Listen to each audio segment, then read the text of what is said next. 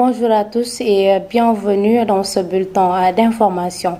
La recrudescence des feux de brousse dans le département de Tivaouane préoccupe le service des eaux et forêts de ladite localité.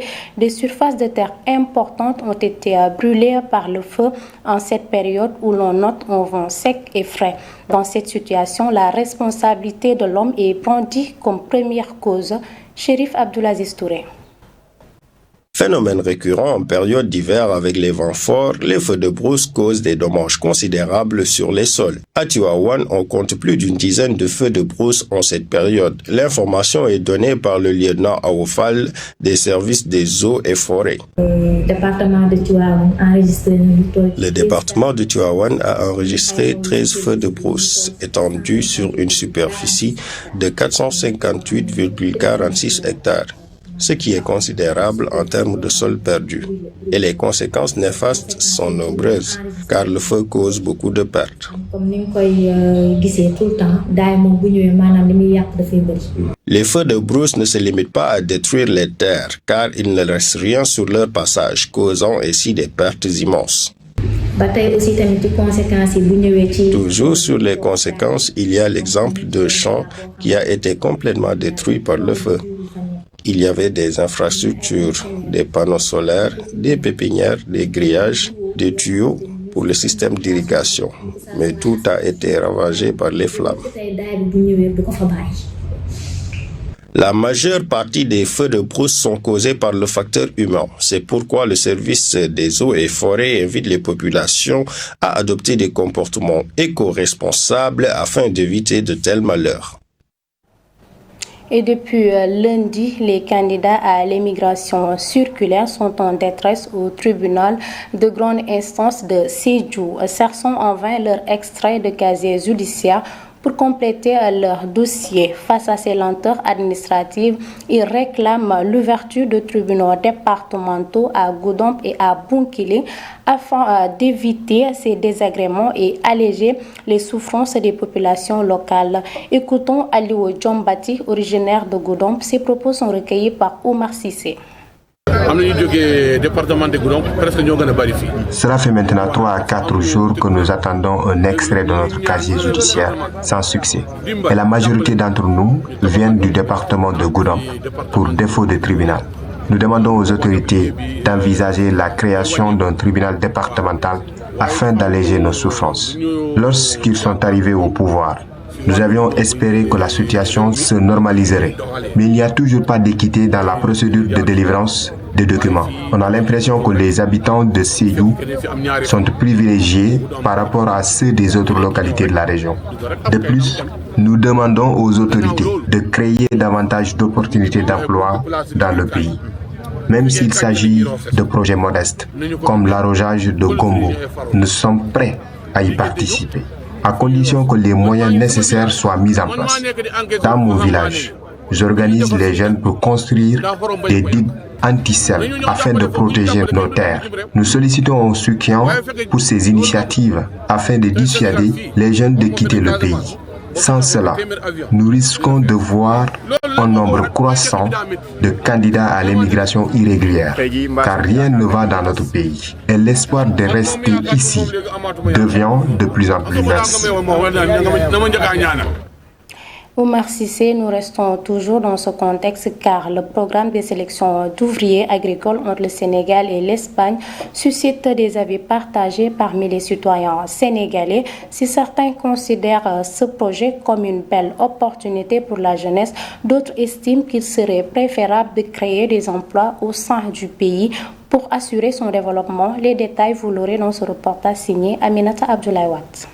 La bousculade constatée dans certains baos, lieux de dépôt physique initial, a contraint le secrétaire général en charge des Sénégalais de l'extérieur à modifier le mode de dépôt en privilégiant une procédure en ligne. Cette ruée témoigne de l'intérêt marqué des jeunes pour le programme de migration circulaire Espagne-Sénégal qui propose des emplois saisonniers dans le secteur agricole. Cependant, le rêve de certains candidats s'effondre face aux contraintes imposées par ce processus. Je voulais vraiment m'inscrire, mais je n'ai pas pu obtenir un passeport. On m'a responsabilisé une tâche et je dois la faire. C'est la seule chose qui me retient. Le taux de chômage demeure un moteur de motivation pour les jeunes en quête d'un avenir meilleur. Les jeunes qui veulent se lancer dans cette aventure savent bien que la vie en Europe n'est pas facile. C'est juste parce qu'ils n'ont pas de travail ici.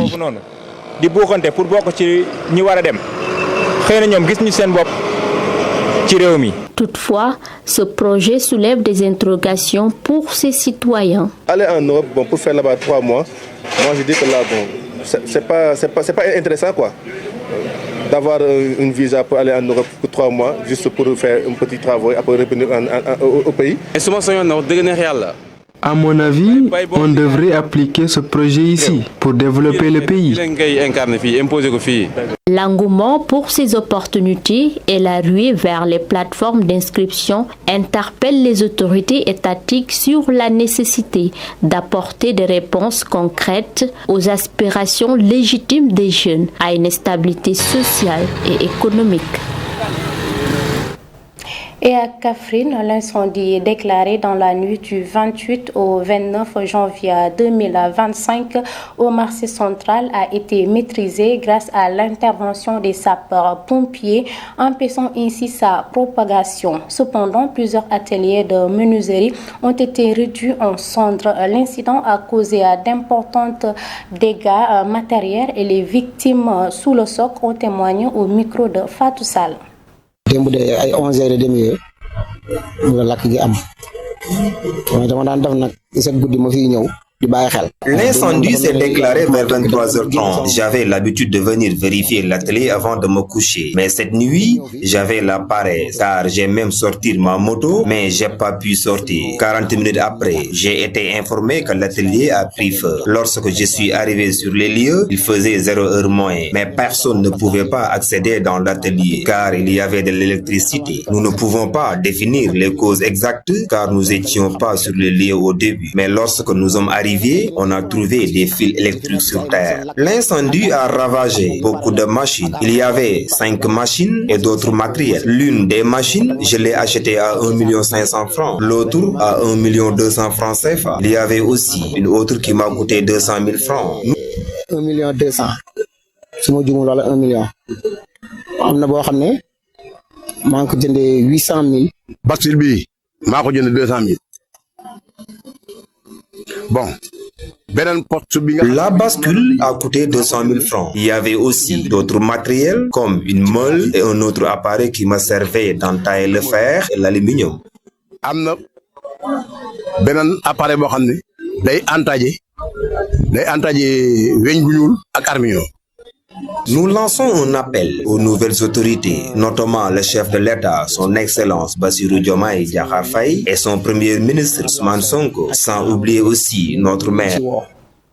Et nous terminons à Saint-Louis. Le charbon de bois, un produit très prisé actuellement à cause de la fraîcheur. Tous les soirs, les encensoirs sont remplis, même s'il faut prendre certaines mesures. Et pour les femmes, il s'agit d'une bonne stratégie contre le froid.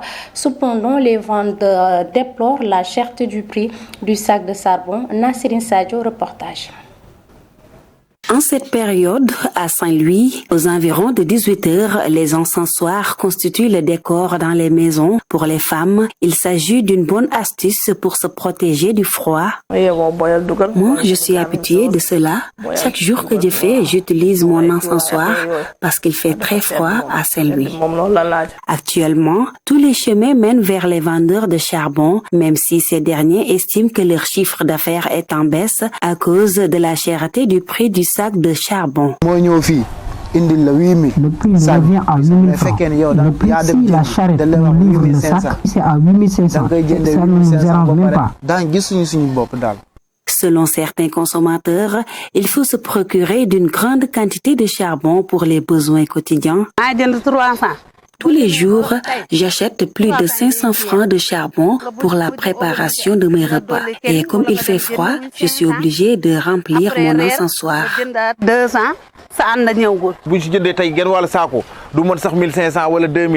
Le charbon est plus économique que le gaz qui coûte excessivement cher. Et rien n'est plus bon que ta femme te prépare du thé avec... Toutefois, ce père de famille appelle les femmes à la prudence pour éviter tout risque lié aux maladies respiratoires. Dans la chambre avec les and et les tueurs là, vraiment, c'est bon quoi dans la chambre s'il y a de la paix. Mais il faut éviter le gaz carbonique. La fraîcheur dicte sa loi dans la ville de Saint-Louis, raison pour laquelle les populations prennent leurs précautions pour prévenir certains effets.